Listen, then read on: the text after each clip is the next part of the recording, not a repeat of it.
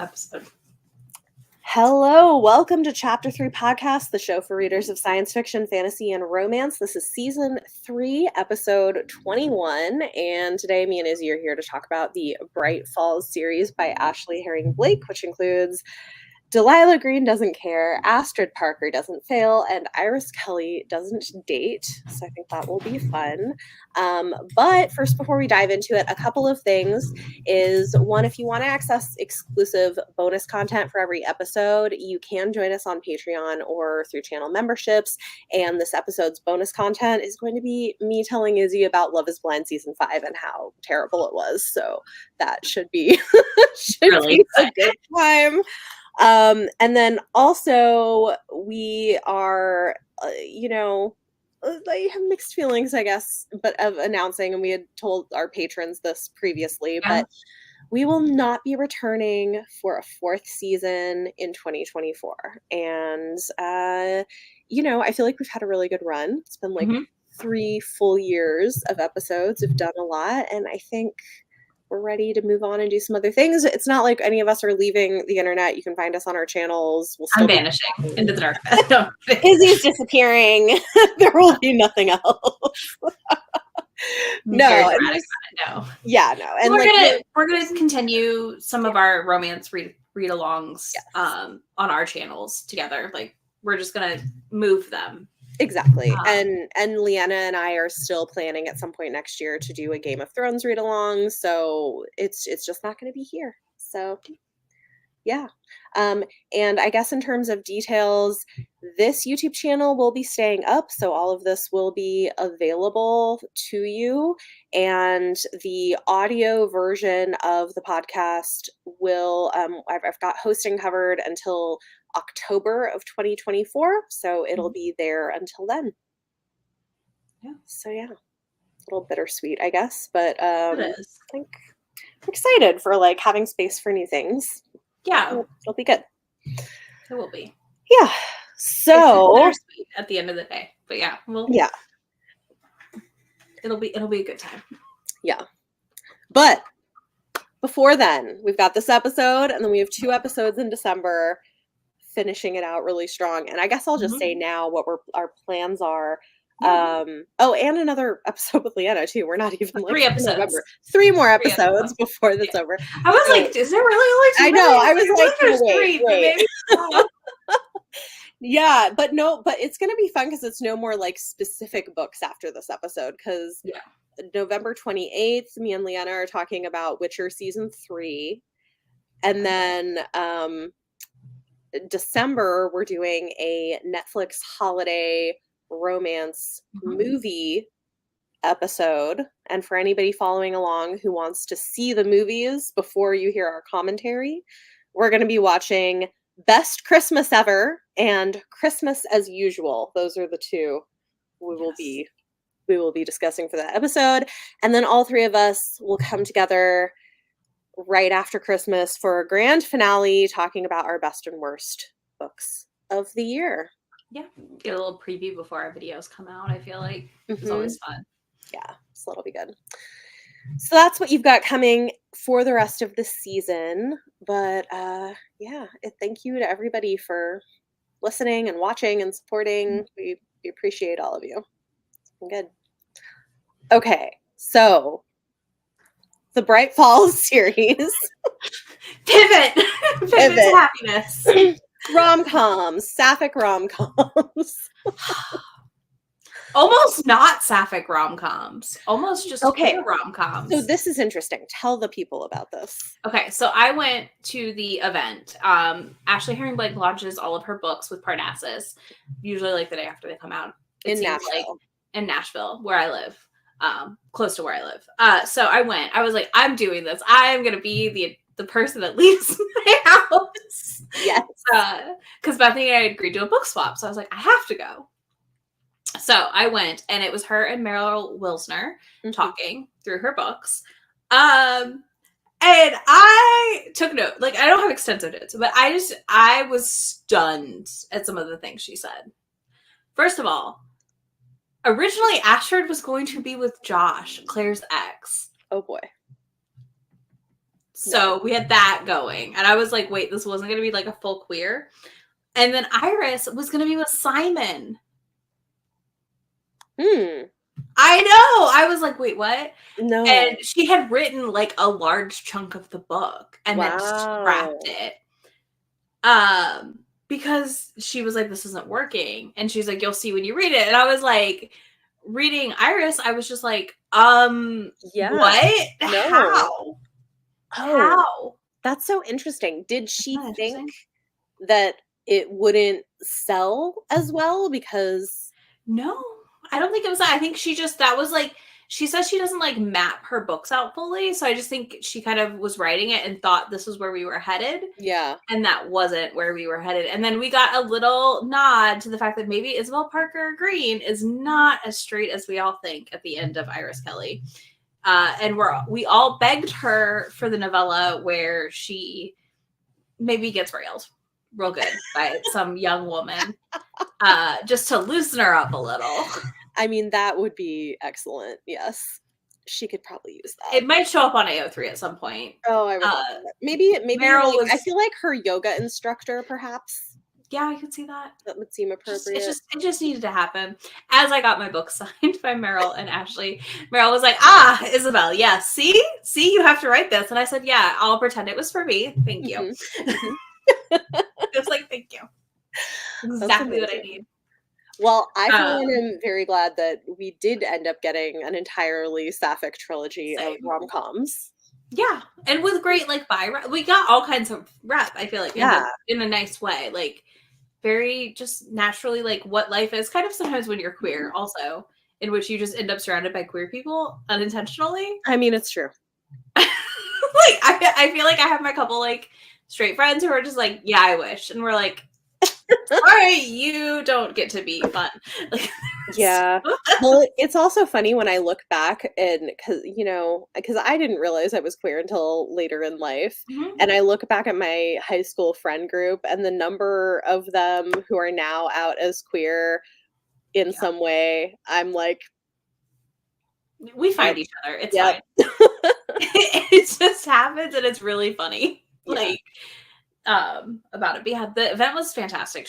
They just kind of talked vaguely about a lot of things, because the book had just came out too. But when she was saying these things, I was just like, excuse me? Yeah. But I mean, I would love to see a Simon book though, because I would love to see a bisexual male lead. Yeah. I love that. Absolutely. Which we do have a book coming out that has that, but still. He might be pan. Either way. There's things coming eventually with that. Good. That's exciting. Yeah, no, but I like them. So what did you think of I guess, like there's the books individually, then there's the series as a whole. My favorite is Delilah Green still. I think my favorite is also Delilah Green still. I was concerned for a reread, obviously. I didn't reread it. Okay, I did. And it held up. Okay, good. I didn't trust my brain. And then as I reread it, I was like, I remember so much of this. Oh my God, I remember it. Because sometimes I think I remember things that I don't. Yeah. But yeah, I think Delilah was still kind of my favorite. I still had like little, like Ashley Herring Blake is like a favorite author that does not write like 6-star favorites for me, if that makes sense. I see that. Always. Like, I always have quibbles. So like, I will note out like the things I had issues with, but like, I still always just have such a fun time in every single one of her books that like, there's not a world that I'm not picking up her adult books. I've not read her middle grades or any of that. So yeah, no, same. I mean, I think Delilah Green just really worked for me and I loved it. But I feel like some of that was just very specific to resonating for me. Yeah. And the other two, I really enjoyed both of them. I have like, again, similarly, like some small quibbles, but overall just fun. Yeah. They're all very fun and they're all very, unapologetically queer in a way that feels very real though, if that makes sense. It doesn't feel like it's just over the top to be over the top. Like it feels very like normal life. I hope that makes sense. Like normal life queerness in a way. Like, this is life. Like their problems all felt very real to me. If that also like nothing felt like this is so silly for a book. Yeah. I have seen one criticism I have seen, which I think is interesting, is that all of the protagonists are white women. Mm-hmm. And she does have, I think I noticed this most in Iris Kelly Doesn't Date, like side characters who are queer people of color. Mm-hmm. But I think that's interesting that on the one hand, I wonder if she didn't like it does seem like a little bit of a rock and a hard place because like Mm-hmm. you have the chance of trying to do something different and getting it Mm-hmm. really wrong, Yeah. or just having all of your couples be white women together. I don't know. I've hit a point in my personal reading that if I want non-white couples, I'm not reading it from white authors. I just feel like they missed up too much. I don't think it's an invalid criticism. I'm going to seek that from a different source always. Yeah. If that makes sense. Because it also pings me when like certain books are set in a very like metropolitan area and it's all white people. Because then I'm like, wait, how are you living in like New York City and it's all white people? Like that's weird. Right. You know what I mean? Yeah. So I think it is that rock and a hard place. I totally think it's a valid critique. I just don't know that like I just don't trust white authors to write it at the end of the day at this point. There's been too many missteps that I just feel like I would rather go read from like authors I know that are writing queer, people of color falling in love. Yeah. I guess it would also be interesting for something like this to see some kind of a collaborative work with like multiple authors working together on a project. I think that could be cool. Yeah, that would be really neat. Yeah. And like I said, it's the thing. I don't know. I mean, I understand it. Like, I want that too. I just don't want it from her.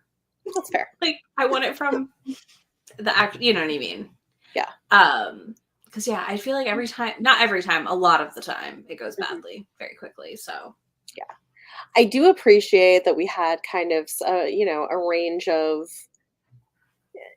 styles and body types amongst different people. That I thought was great. That was really nice. I didn't realize. I mean, I did when I read Delilah, but I didn't because like she was talking about this in the thing. Like she fleshed out the friends some in Delilah, but not so much that there wasn't room in each of their books to expand them. Yeah, that makes sense. So like I didn't fully grasp like Iris's body type until her book kind of and things like that, which was interesting. Astrid a little more just because like the sister relationship. Yeah. I think you see more of it because of that. Yeah. But it was kind of nice to like, make your way through without it being like, I know everything about them after book one. Right. They're also pretty steamy. They're very steamy. I deeply appreciate how steamy these are for being traditional rom-com-y type marketed books. And Sapphic. And Sapphic on top of that. Because often, listen, we don't get a lot of strap-ons. And I appreciate Ashley's commitment to giving us a strap-on scene in Iris Kelly. Because I knew about it because of the thing I went to, but if I hadn't have went to that, I wouldn't have known. And I would have been like, oh my God, she did it. Yeah. She put it in here. In a like traditionally published Sapphic book. Like that's not something we get often. No. I feel like that's getting pushed more. Like things like I feel like we're seeing more, and I think what's been cool about the last few years is they're seeing that like, oh, Sapphic books can also sell, because I think for a long time they wouldn't publish them because they were like, oh well, like gay romances sell, but Sapphic like and I do think that there's a cohort of that I feel a little weird about, honestly, of some women who are like, I guess, really into gay romances, but are uncomfortable seeing women in sexual relationships with each other, which I'm like, I don't know how I feel about that, but okay. Same. I have similar feelings about that and how we like would push the gay romances, but like, oh no, we can't do anything but that. Yeah. Yeah, so I'm happy to see that that is definitely shifting, and we've had things that have done really well. Yeah, same. Yeah. This is your first time reading Astrid Parker as well, right? Yes. Did you not read it yet? Okay, same. Yeah. Did you what did you think of Jordan for her love interest? I mean, I liked Jordan. I thought I I guess if I'm like I was really enjoying it in the middle of it. Looking back, I do wish that Jordan had been a little more what is the word? Transparent, Well, forward. no, I don't know. not like okay, I'm gonna say the wrong word. This is not the word I Okay. want to use. But oh no, okay. Assertive. I wish Jordan had been Assertive, more okay. assertive. That's the word Okay. I was looking for. Because I do think Astrid is a very strong personality, and I I mean, I guess it works. Like it works sometimes to have Yeah, like one I strong. think it was interesting. Yeah. Like they felt almost like in the beginning they felt very like too opposite to work, if that makes sense. Hmm. And then by the middle I was like, okay, this can work. And then by the end I was good. And then I just wanted to punch Jordan's ex. Yes. I do feel Multiple like times throughout the book. they got to the end and I'm like, I don't think y'all have really addressed all of the issues that you're bringing into your relationship yet, Yeah. but maybe you can. Yeah, theirs was one that I did. I felt the HFN, like the happy for Yeah. now element, more than it like forever together forever. Yeah. Because I do think they both had a lot to work through. But also, like, I know a lot of people connected with Astrid because, like, it was later in life coming out, Yes. later in life figuring it out, which I think was really nice. I did really like that. And I also liked how Jordan kind of held her ground on like, I don't want to kiss you unless I know you want to kiss me, not just somebody. And I Yeah. was like, fair. Okay. Yeah. That Um, was, I agreed. yeah. So I really liked that element of it, the like later in life coming out thing, and also her journey to like not be who her mom wants her to be and really That was a pursue her really passions. really well done portion of Mhm. the story. I felt like in Astrid, I was like, I got teary eyed when she like confronted her mom on it a little Yeah. bit. I was like, and then I knew her mom was also like, oh crap, that was not what I was trying to do unintentionally. Like, I do not think that she had bad intentions. Yeah. Technically, like, I really think she just thought she was doing what was best for her kid, if Yeah. that makes sense, without Yeah. realizing she was harming her deeply, Yeah. deeply harming her. Yeah. Well, but her mom was being very like in her business. Yeah. Well, it made me think back to in Delilah Green when Delilah finds Astrid's journals and realizes that all along Astrid wanted to be her sister and wanted them to be close and all this stuff. And Delilah was so like in her own haze. Like, Yeah. I feel like it just, for me, I was just like, poor Astrid is just over here like, I just want people to like me for me and to be around me. And everyone's just over here like trying to make me into something I'm not. And I was just like, oh, you poor thing. Yeah. Yeah. No, so I guess what I do like is that, Jordan is definitely like a safe place for her. And I Yeah. think maybe that's really something she needs. Mhm. But I do feel like, yeah, Jordan needs to be more assertive and kind of I stand can up see for herself more. Yeah, I can see this. Like that makes sense to me. Yeah. And then Mm. Jordan, I did appreciate when she kind of stood up to her ex though. Mhm. Like I was worried at one point. I Yeah. was like, she is never gonna stand up to this woman. It's not happening. This is not happening. Yeah. And I was like, oh thank God. Because I Mhm. was like, why are you still letting her That text you like your is best friend? so You're not best high-handed friends. of her, like emailing the production team. What the hell? Well, just on top of the way that the like she's like, well, we're still friends. No, you're not. You're No, not still friends. absolutely not. That is not a like we're still friends breakup. No, no, no. which I feel like we saw in 2 books. Like, I feel like we also had that a little bit in Iris Kelly. Oh, yeah. With So Stevie's that neck. was very interesting. So let's talk about, I feel like that ties right together. Listen, that was so sketchy. Oh my god. The friend. Oh my god, I was so mad. It's like she wanted to like, and it's the worst kind of thing, right? Where it's like, I don't want you, but I don't want you to be anybody else's, and so I'm going to string you along. And they were I'm too like, old for that, also, because they were like 28. Yes, way too old for that. And I like, and it's just so I've seen men do that, but I guess probably there are women who do this too. Oh, I'm sure it's a Yeah. thing. Well, and it makes sense, right? Because like the whole friend group's queer, and well, I'm gonna go date this other friend in our friend group Yeah. because I've been with you for too long and I want to see what's on the other side, I guess. But I know like, you'll always be there. You're not going to find anyone else. But you're never gonna find anyone else because of your anxiety and all of your issues. So like you'll always be there for me if I change my mind. But also like that friend is like the new girlfriend. I don't remember her name at all. But like is like obviously also kind of hesitant on Stevie. I feel like you see it throughout, like her being like, you still like her. Yeah. You know, like realizing these things. I was just like, man. Yeah. I don't know. It felt like it just threw me back to like that time when like you would watch this happen as a kid, like in high school and stuff, and you're just like, no, that's bad news. So messy. Yeah. Poor Stevie.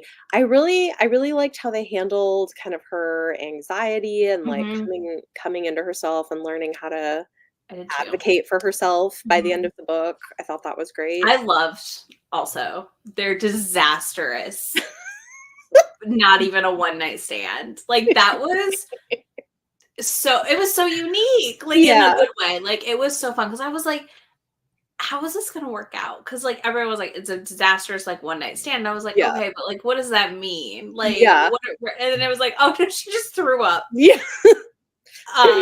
And Iris is just like, I got this. I'm cleaning it up, putting you to bed. It's fine. It's fine. Also, I was dying at the way that it came together with like the auditions. I was like, oh my God. Yeah. Like, you know, she's told her friends that like, oh yeah, we're dating. Never thinking she would see Iris again in her life. And Iris like has no idea that she's even involved in this company. That was great. It was the perfect mix. It was so good. Yeah. And then the way that like her ex was like, oh, absolutely, we're doing this. Because like she was immediately jealous upon seeing Iris because like Iris is just stunning. Yeah. And charismatic and talented and yeah. Yeah. Iris I loved the journey also for Iris figuring out that she was worthy of love because she really thinks she's not, and it's like heartbreaking.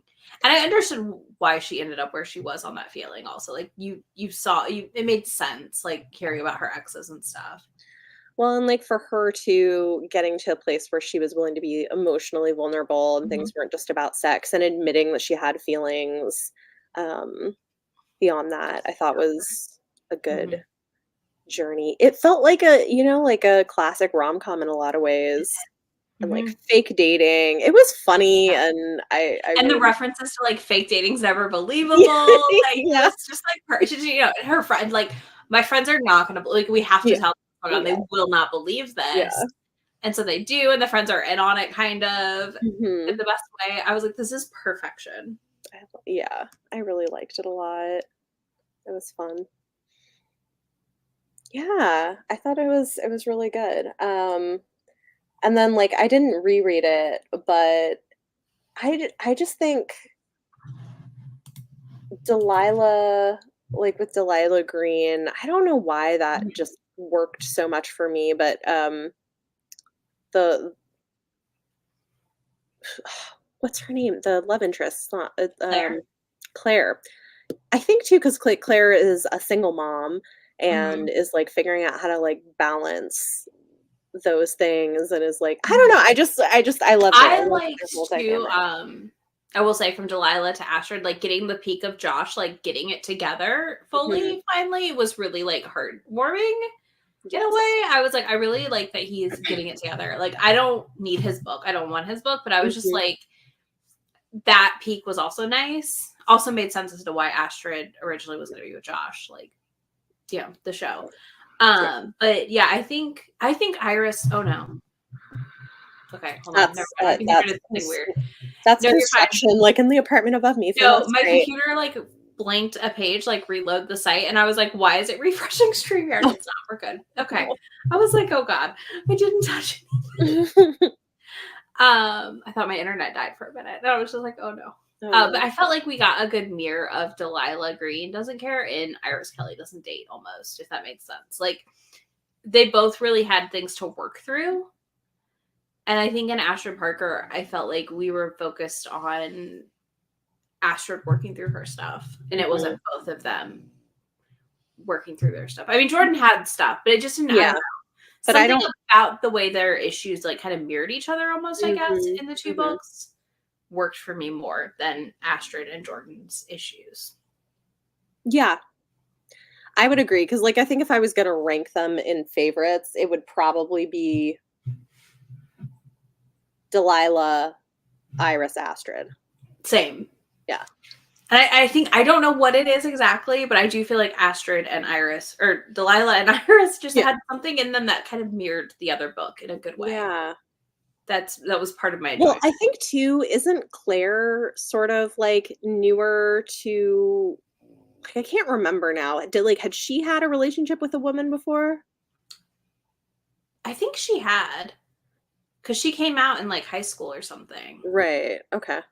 Because Delilah talked about her coming out and having a crush on her, and like how that made her brave enough to come out.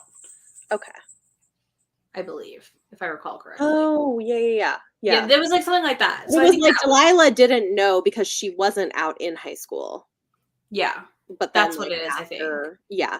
But I think, I think what I liked about it too is it talked about how, like, you know, assumptions people would make because she had been, you know, married to a man and had a kid and everything, that like, people sort of thought that negated her queerness when it didn't. And the end of Iris, when we get the wedding and stuff, was just like so cute and like perfect. Like, I feel like we just got like the perfect little bow on Bright Falls. I don't need more. Like, I'm happy. I mean, I need my novella. I need my Isabel Parker Green novella. Okay, you know what we need? This is what she should do. She should give us a holiday novella that includes a side plot of her having a relationship.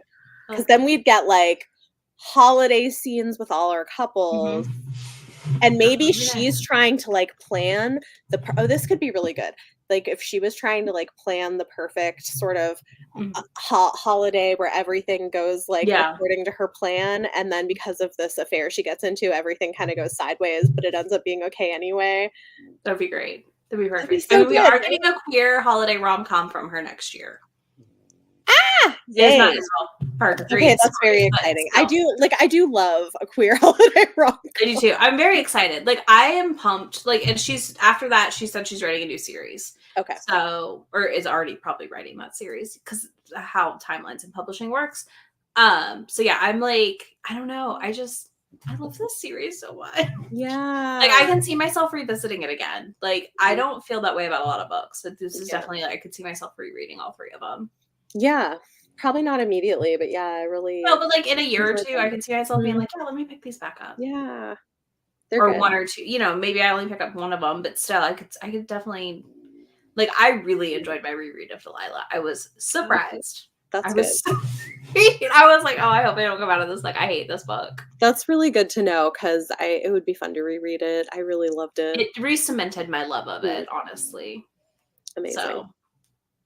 So put it on your reread list for next year. There you go. I will. That'd be great. Yeah, I'm trying to think of like other things. If there's any other specifics that we wanted to? I'm trying to decide. I'm trying to decide. I'm trying to think. I'm like, so much happened. Yeah, I did really like. I thought it was kind of cool, this idea of doing a queer take on Shakespeare. Oh yeah, that was fun. For the play. I was like, that's fun.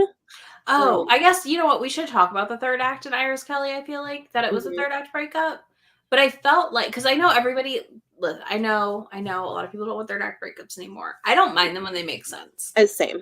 It depends on the book and the story and if it makes sense. And is it like 85% third act breakup, or is it like this where I felt like it was like, I don't know how far we were in the book, but it felt like 75-ish%. But it also made sense because I was like, Stevie she had to make a choice for herself, actually. Yes. Like, actually a choice for herself, not just like rely on what others are going to tell her to do. Absolutely. So I was just like, this makes sense to me, and I like. Yeah, I feel like it needed to happen. It made sense. And also because of the fake dating thing, Yeah, like their relationship status was murky at best anyway. So exactly. And I think fake dating kind of relies upon some sort of third act. Yeah. Breakup. Yeah. Yeah, I liked that. And I loved her. Did you like her grand gesture? I thought the grand gesture was adorable. Yeah. She made like the book that she delivered to her door, and then was sitting out on that bench. That's right. And then it was like, I didn't want to make you come see me. Like, I didn't want to force you to see me if you didn't want to, but I was just like, I love this. That was really cute. Yeah. Yeah, I liked it. And I mean, I think I think real couples too, like, have hurdles they have to deal with when they're trying to see if they can make a relationship work. I feel like especially, I don't know, I feel like there's also a place where you sort of jump from something more casual to something more serious. And that like it is not uncommon for there to be some kind of a major conflict at that stage of a relationship to see if you can sort of, like, in terms of whether you can get past whatever I mean, that thing is. most of us who have been together with someone for a while, I feel like have examples in our relationship that were that hurdle. Yeah. So it makes sense. Yeah. Well, and I don't feel like also with Iris, she realized like when Stevie was wooing her, like that was fully what was happening. Yeah. For a while. Like, it took her a minute to realize, like, no, Stevie actually likes you. Yeah. And thinks you're worth more than that. But, like, you know, she also had to do this thing because, like, it was the opportunity of a lifetime. Yeah. Yep. As she should. Yeah. Yeah. Yeah, they're just so good. Yeah, they're good. Yeah, I don't think I have anything else to you. I don't know. I'm just like... Yeah, nothing really... Yeah, not really. This is why I figured we could probably do all of these in an episode. Yeah, well, they're just not...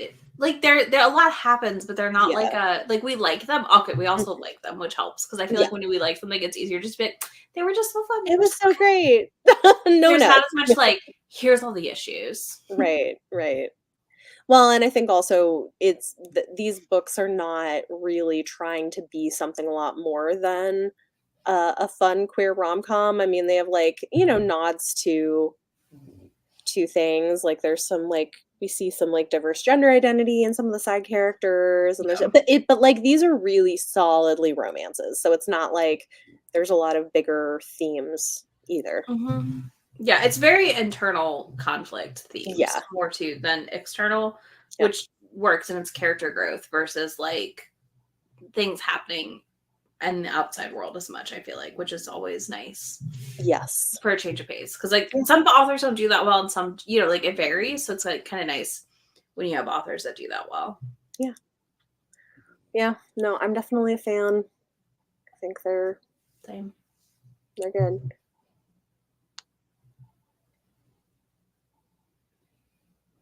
I'm just looking at, like, the spines of the book. Did Berkeley try to have a specific romance logo and then switched back to the regular Berkeley logo? Is that what happened? I feel like you need to grab them and show us, because I don't know. Okay. Hold on, because I see the B. My red books over here, so I'm just, as I'm looking at... I know, I'm looking for the other one on my shelf right now, but I don't know where... My shelves are a mess. I don't have Delilah on me right now, but I have the other two. So, give me just a second. Okay, so if you're on YouTube, you'll be able to see, but, okay, so Astrid has this B that looks like a heart that says Berkeley Romance, and then Iris Kelly goes back to the regular Berkeley. Okay, so I thought it was going to be the opposite, because I know the Berkeley Heart Romance logo. I've seen that before. Yeah. And so Delilah has the B Block logo. Oh. So I wonder if for like a year they swapped it and then we're like, we don't like this and went back. And they were like, no, let's just be consistently Berkeley. And I think I'm looking at, I can't see the top of that one. They're up high. But I have, what do you call it? The Ice Planet Barbarians. I buy all the new covers because like I can't resist them. And I think they're all the B logo. Like, oh no. One of my ice planets is the heart bee, and then the other one. They must have like briefly tried it out and then decided that they didn't like it. Yeah. That's really interesting. Things you notice. Okay. Well, we are fans of the series, and if you're looking for some good Sapphic rom-coms, I think they're a good option. Yeah. I just don't think you'll be disappointed. They're a good time. Yeah. Check content warnings for the second book, I feel like the most heavily. Yeah. Because that one has like cancer and stuff. So right. That's true. That was a little much. Not in a bad way, just was like this is a lot. Yeah. I did think it was really interesting though how it didn't go the way you think it's gonna go. No, I did too. I did like you that think part. Like, oh, she lost her wife to cancer, but no, the wife survived the cancer. No, the wife is terrible. Yeah. It's not the first time I've heard of stuff like this happening. I guess this is the thing too, though, isn't to a certain extent, I get it, of like you survive something and realize how short life is, and maybe if you feel like you like missed out on things, you know, that you might want. So like I kind of get it. But also, it's really hurtful. I just think the way she went about it was wrong. Is the problem. Absolutely. It's not that like you can't make those changes or choices, but I think the way it was done is the part that like really was no, this is not okay for me. Yeah. Yeah. No, I agree. Like cheating and stuff. That was it was wild. Not.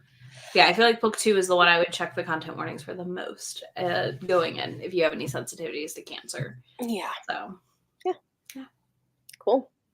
Well, with that said, we do have quite a number of upcoming romances we're excited about because November is a big month.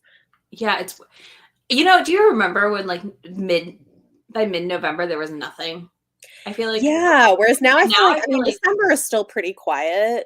But there's like one day in December with a ton of releases though, like December 5th or something. Oh yeah, and then everything's shut down. And then it's done. The year. So basically. But we have a bunch for right now, so we're going to go over those. But as always, if you enjoy the podcast, comment below. Feel free to take a moment to rate and review us if you would like to. And if you want to access bonus content with every episode, you could consider supporting us on Patreon through the end of the year. I mean, so it's not long. But if you want, if you want to go get access to all the bonus content we've been doing, Yeah, I mean, you could join and then be able to go watch all the bonus content we have done since. And there is this podcast. There's a lot. A great deal of it that has been very fun. So huge thanks to all of our supporting patrons. You all mean so much to us, including our world expanding patron, Stephanie. You have really made this possible, and we so appreciate you. But this week's bonus content, I'm going to be talking about Love is Blind Season 5 and ranting to Izzy about it because that'll be fun. Yay. Okay, so November romance releases. Yeah. There's a lot. There's a lot. I can go first if you want. I don't care either way. Yeah, go for it. I've got my summaries pulled up so I can remember everything. On November 14th, we have Do Your Worst by Rosie Gannon. This is her paranormal debut, kind of ish, it seems like. We have an occult expert and a disgraced archaeologist, enemies with benefits to lovers. I'm pumped. I love this cover so much. Yeah. This is like a solid illustrated cover. But yeah, the archaeologist Clark is like trying to get Riley to fail basically and prove her wrong so that he cannot be disgraced anymore because curses aren't real. So I feel like this is going to lean paranormal at the end of the day-ish to some extent. I'm excited for that. It looks fun. I think her writing. It does look fun. Yeah, it is, and I've enjoyed her writing, so that's also why I'm absolutely. We also have Hunt on Dark Waters by Katie Robert coming out, which I think is out now, actually. It's out, yeah. It came out the first of the month. Yeah. And that is the start of her new pirate romance series. I don't know much else about it, but I do plan to read it very soon. I've heard good things. I know one person who's read it and liked it. So good to know. I have hopes. Okay, we're excited. Let's see. On November 16th, we have Splinter, which is a Sleepy Hollow retelling by Jasper Hyde. I have read from this author's other pen names before, Georgina Kirsten. They had like a really cute fall romance, Sapphic. And then I've read like their paranormal demon books. Basically, it's a Sleepy Hollow retelling, so I'm just curious, to say the least. I mean, that sounds fun. I think it'll be fun. The cover's really cute. I'm excited. Amazing. Big release that you've probably heard people talking about, we just got, was Iron Flame by Rebecca Yarros, the follow-up to Fourth Wing. And I'm going to be reading that one very soon. Very interested to see how it goes. I've seen one of my regular patrons was saying that it was a 5-star read for her. She was like, it has the same problems, but it was just as fun as the first one. Interesting. So I feel like if you liked Fourth Wing, maybe you have a good shot of enjoying Iron Flame. If you didn't like Fourth Wing, I don't think it's going to get any better. So. Yeah, I'm really curious to see what people think as I continue to watch this come out, because it's been very mixed. Yeah, now that I think about it, we totally could have done an episode on these. That would have been interesting. That would have been. Oh, well. Yeah, cool. Okay. Yeah. I have Outdrawn by Deanna Gray, another Sapphic. This is an author I've read a hockey book from and really enjoyed. This is about a girl who makes it to the top of like this webtoon website and gets hired on. And then the other person that already works there, it's their rivals to lovers story. It's Black Love. And I'm really, really excited to see how it is. I think it'll be good. I think it sounds like a fun setup. So yeah, we'll see. Definitely. I've got A Power Unbound by Freya Marsky, which I just read. It's the final book in a trilogy that are all like historical fantasy mystery romances, and they're all queer. Okay. So this one is another male-male romance, and it kind of like ties up the end of the series. And this one has different people coming from different classes of society. So it's good. I have not read that series yet, but I've heard good things. I think my favorite is the first book. Okay. I think it's the strongest, but they're all pretty good. Yeah. The covers are really different. Yeah. They always stand out. Like at first I'm like, who? And then I'm like, oh wait, I know that cover. Never mind. I know who. Yeah. They're from we have, which I mean that makes sense for the covers too then. Yeah. We have Consort of Fire by Kit Rocha, who wrote a really fun, very, very steamy series called like Beyond. And this is their dragon book. And it'll be coming from Montlake, so it'll be on KU with audio for anyone that has KU and is interested. Nice. And basically, I think she's like sacrificed to a dragon / has to become his consort.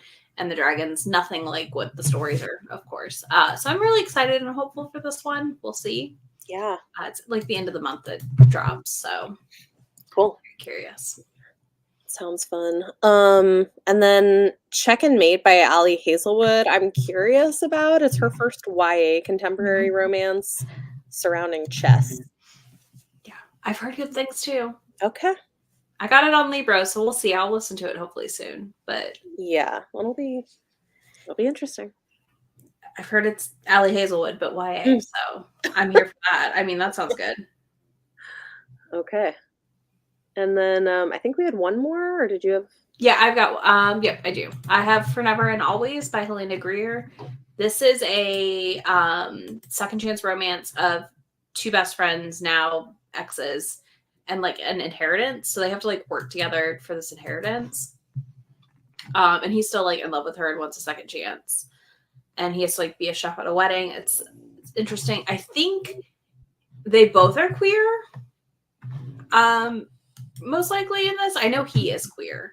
Yeah. So I'm really excited for that. I think he's bi or pan. I'm not sure which title he uses, but yeah, I'm curious. Yeah, and I think she's plus size. She is plus size. Yeah. Yeah. And it runs like a long, like seasonal time if that makes sense. Like, it's not Christmas. It's not that it like runs. I forgot. I talked to her about this at Stevie Lynn. I've already forgotten. But yeah, I was excited because it's not just like, you know what I mean, Thanksgiving through like Hanukkah or New Year's. Like, it runs a nice seasonal length. Amazing. So cool. So lots and lots of good romances for y'all to check out.